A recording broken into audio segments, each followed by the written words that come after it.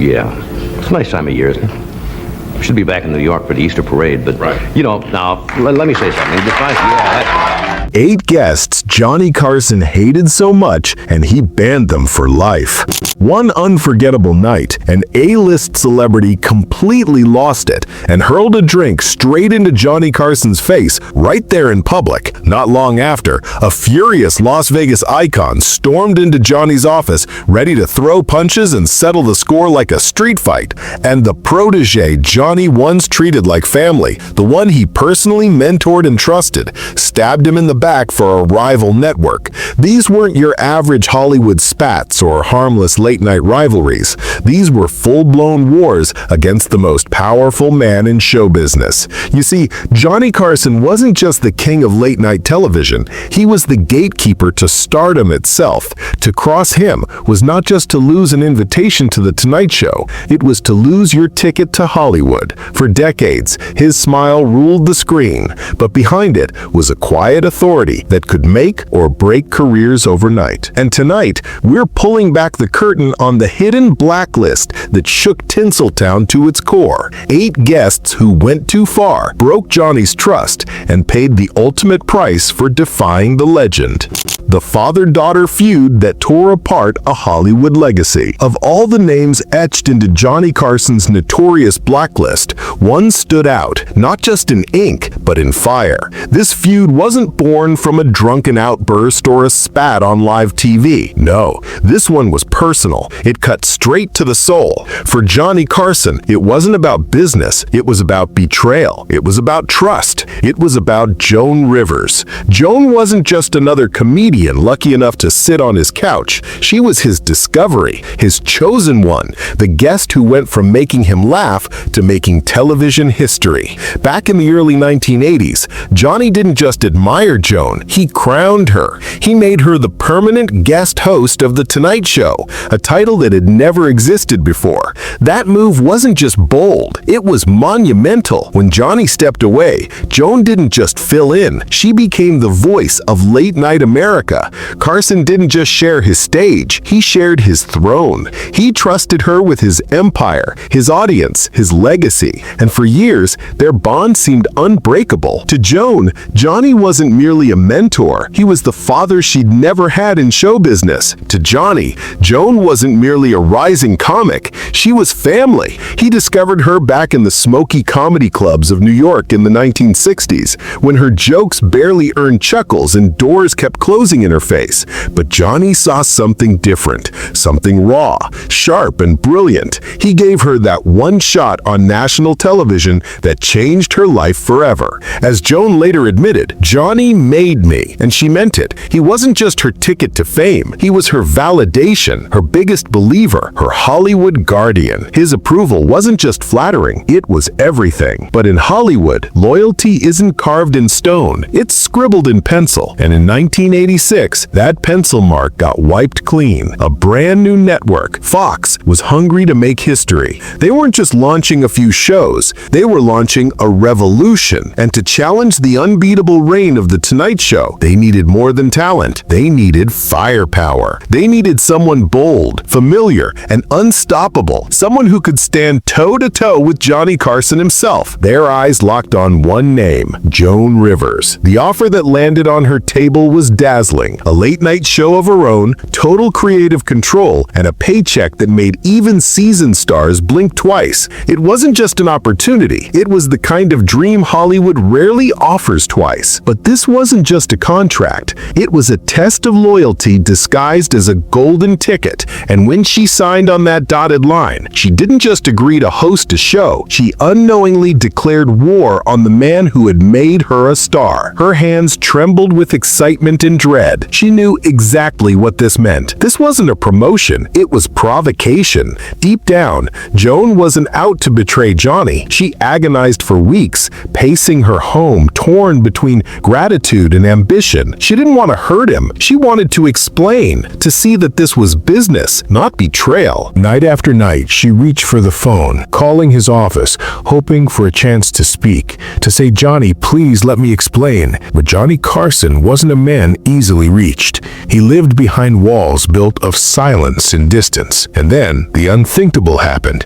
Before Joan could say a single word, Johnny found out, not from her, but from the newspapers. He didn't hear it in a heartfelt call. He read it in bold print. The moment he saw it, the world seemed to stop. The sting wasn't just professional, it was personal. To Carson, this wasn't competition, it was treason. His trusted protege, the woman he had championed, mentored, and welcomed into his inner circle, had gone head to head with him. And worst of all, she hadn't even looked him in the eye before doing it. For Johnny, that silence spoke louder than any betrayal ever could. When the storm finally broke, Johnny Carson didn't flinch. He didn't pause to think, to question, or to soften. His reaction was swift, icy, and absolute. Joan Rivers wasn't just banned from The Tonight Show. She was erased, as if she'd never existed in his world. On camera, her name became forbidden. Off camera, her presence was deleted from every corner of his life. When the news hit, Joan picked up the phone, her hands trembling, desperate to explain that it wasn't betrayal, it was business. But Johnny's silence was louder than any words. He answered, heard her voice, and without hesitation, slammed the phone down. That sharp, final click was the last sound she would ever hear from him. The door between them didn't just close. It locked, sealed, and sank into concrete. What followed was an avalanche of consequences. Joan's brand new show on Fox, the one meant to make history, began to crumble under impossible expectations.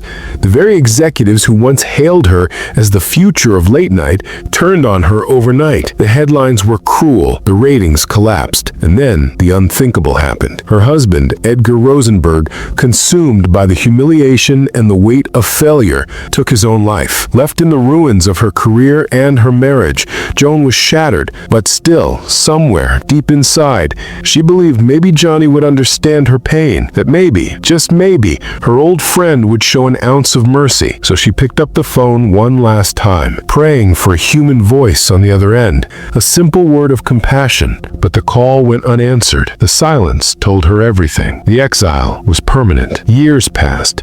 In 1992, Johnny Carson took his final bow and handed The Tonight Show over to Jay Leno. But even as the curtain closed on his legendary career, the unspoken rule remained unbroken. Joan Rivers was never to return. NBC's silence was deafening, a loyalty to Johnny that outlasted time itself. Then came 2005. Carson passed away. The king of late night was gone. You'd think, at last, the feud would die with him, but it didn't. Even in death, Johnny's word carried weight. Joan was still not invited back. His ban had outlived him, a ghostly decree that hovered over Hollywood like a curse. And in that silence, the legend of their shattered friendship became immortal. Then in 2014, an astonishing 28 years after her exile, a new chapter finally opened. Jimmy Fallon, bold and irreverent, took the stage and welcomed Joan Rivers back to The Tonight Show. The moment felt electric, almost cinematic, a triumph years in the making, laced with tears and laughter. But beneath her radiant smile, a fragile truth lingered. Joan Rivers had clawed her way back to the spotlight, rebuilt an empire from scratch. But every mention of Johnny made her voice falter. She hadn't just been banned from a show. She had been erased from the life of the man who once placed all his faith in her. And Johnny? He had lost someone he trusted implicitly, a betrayal that in his world was beyond forgiveness. But if Joan's fall had cut deep emotionally, the next story would cut deep in an entirely different way, physically, explosively, and dangerously. The next man didn't simply offend Johnny Carson, he dared to challenge him to a fight. Not every feud in Carson's life simmered quietly behind the curtain. Some ignited like fireworks, unpredictable and searing. None burned hotter than the battle with Las Vegas legend Wayne Newton. For years, Johnny's monologues had mercilessly teased Newton, his soft, velvety voice, his polished, immaculate appearance. The jokes weren't subtle. They suggested the crooner's glamorous image masked a lack of toughness, a fragility that didn't fit the larger-than-life persona he cultivated. Wayne Newton endured, gritting his teeth, holding his tongue. But one night, Johnny went too far. His words weren't just funny anymore. They were a challenge, an affront to Newton's very masculinity, in a time when an attack like that could destroy a career. And Wayne, he had reached his limit. He didn't didn't draft a press release or make a phone call. He made a decision. The very next day, Wayne Newton stormed into The Tonight Show studio like a man possessed. No one, not security, not assistants, could stop him. He cut through the corridors with purpose, a living tempest, until he reached Johnny Carson's private office. And there, in that charged silence, Wayne Newton faced Johnny Carson himself, a confrontation years in the making, ready to settle the score once and for all. According to Wayne Newton, the conversation was brief, but far from pleasant. He squared up, finger pointed at Johnny Carson, and declared, "I'm telling you this to your face. You've got to stop these jokes. If you don't, I'm going to beat you up." Now, you have to understand, nobody, and I mean nobody, ever spoke to Johnny Carson like that. The man was untouchable, the undisputed king of late-night television. Yet what many people don't realize is that Carson was no pushover. He was a former Navy man, and a tough one at that. He didn't flinch, he didn't apologize, he didn't panic. Carson simply stared him down, ice in his eyes, and reportedly said, "You're threatening me." The tension in that room could have been cut with a knife. Security had to step in, and Newton was escorted out. Just like that, Wayne Newton was banned from The Tonight Show permanently. Make no mistake, Carson loved jokes. He loved banter. But what he loved even more was control. Absolute, unshakable control over his domain. He would not be bullied, he would not be intimidated, and he certainly would not be threatened. By marching into Carson's office and daring to issue a physical threat, Newton had crossed a line, one that in Carson's mind had no warning sign, because nobody had ever been foolish enough to approach it. Newton's career survived, of course. He remained the king of Vegas, adored and unstoppable. But he never set foot on The Tonight Show again while Carson was in charge. He learned the hard way, never, ever threaten Johnny Carson. But Newton's mistake was one thing. Our next guest, she did something far worse. She humiliated him live, on air. She didn't just cross a line, she erased it. Banned for bad behavior, Shelley Winters, a Hollywood legend, had made a mistake that would echo forever in the history of late-night television. She wasn't just any guest. She was a legend. With 2 Academy Awards under her belt and a personality so massive it filled every room she entered, she was the perfect storm for television. Brilliant, unpredictable, and utterly captivating. Johnny Carson had welcomed her onto The Tonight Show countless times, but no one could have predicted how her final appearance would go down in history as one of the most shocking disasters the show had ever seen. The warning signs were there. She had a reputation for being difficult, but nothing could have prepared anyone for what unfolded that night. When she arrived, it was painfully clear she was intoxicated. From the moment she lowered herself into the guest chair, the air changed. Words slurred, thoughts scattered, interruptions flying faster than Johnny could react. What should have been a lively conversation spiraled into chaos. Carson, the consummate professional, attempted to navigate the storm. His smile never wavered, though every muscle in his body was tense, every eye in the audience sensing the impending disaster. Then came the fateful moment. Johnny, ever the quick-witted host, tried to lighten the mood with a playful joke about her past. It should have been harmless, almost affectionate, but she wasn't in the state to take it that way. Her eyes darted to fellow guest Oliver Reed, then back at Johnny. In a flash, she grabbed her glass, water, or perhaps something far stronger, and flung it straight at his face. Time seemed to freeze. The audience gasped, the silence thick enough to choke on. Johnny Carson, the man who ruled late-night television with charm and authority, sat there, completely drenched, stunned into silence. And yet, he didn't yell. He didn't scream. He didn't even flinch. With the calmest voice imaginable, he said, "We'll be right back." And just like that, the cameras cut to a commercial, leaving viewers staring at the chaos that had just erupted. Backstage, pandemonium reigned. She was swiftly escorted off the set, out of the building, and, effectively, out of Johnny's world forever. Carson retreated to his dressing room, soaked to the bone, forced to change suit, tie, and composure. When the show returned, she was gone. Her name would never be spoken on that stage again. She had been banned for life, a cautionary tale in the annals of television. For Johnny Carson, this wasn't just a mistake. It was a betrayal. It wasn't merely the act itself. It was the sheer, undeniable disrespect. A guest had lost control and in one swift moment shattered the meticulous, perfectly tuned professional world Carson had built over decades. You could be witty, you could be sharp, even outrageous, but one immutable rule ruled The Tonight Show above all else. Under no circumstances, ever, could you get physical with the king. Yet, not all bands were born from fireworks or chaos. Some were quiet, almost invisible, but no less devastating.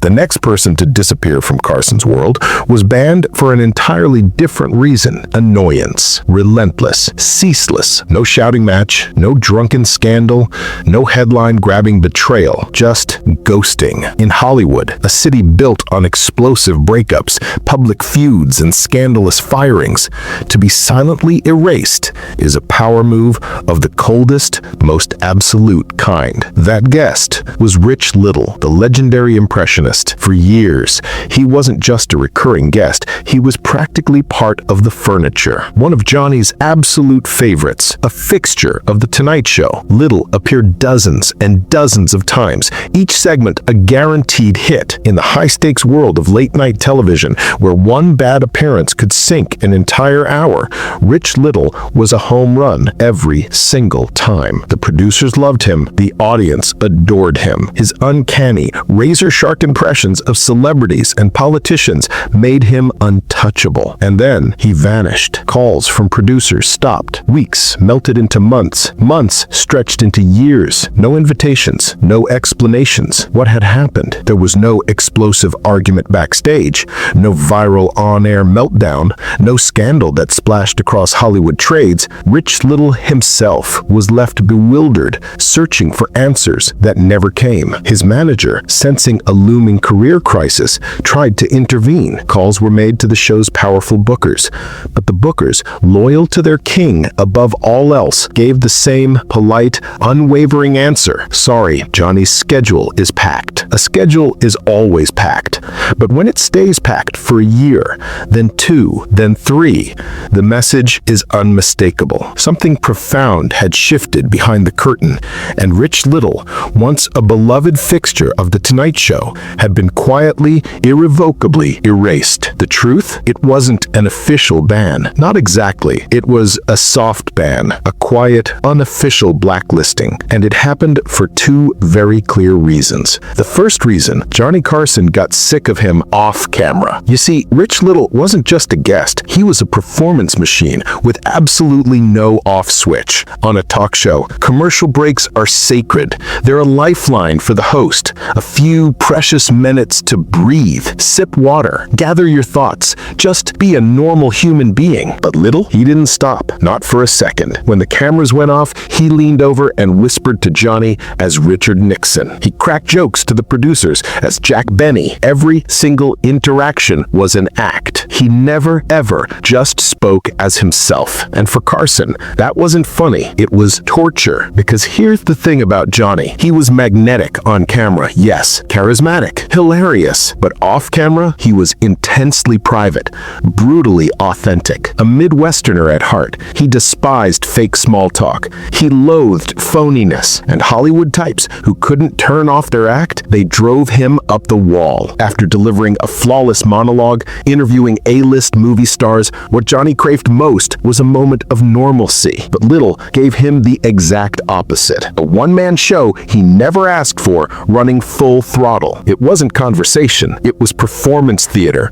non-stop, relentless, exhausting. And to be blunt, it annoyed Johnny to his core. Then there was the second reason, and this one cut deeper. This one wasn't personal, it was professional. Johnny Carson was a student of comedy, a former magician, a man who worshipped craft, preparation, and precision. He also had a photographic memory for jokes, and over time, he started noticing something disturbing. Rich Little was phoning it in. Same impressions, same jokes, same routines he'd used a year earlier. The Tonight Show, the most prestigious stage in show business, was to Little just another Vegas lounge act. And for Carson, the undisputed king of late night, that was the ultimate sin. Lazy, arrogant, disrespectful to the millions of viewers who trusted him to deliver the best night after night. Carson demanded perfection from himself, and he expected nothing less from his guests. To him, coasting wasn't just lazy, it was unforgivable. And Little, he was coasting right in front of Johnny's eyes, and Johnny wouldn't stand for it. So what do you think? Was Johnny Johnny Carson a tyrant who crushed careers over pride? Drop your thoughts below,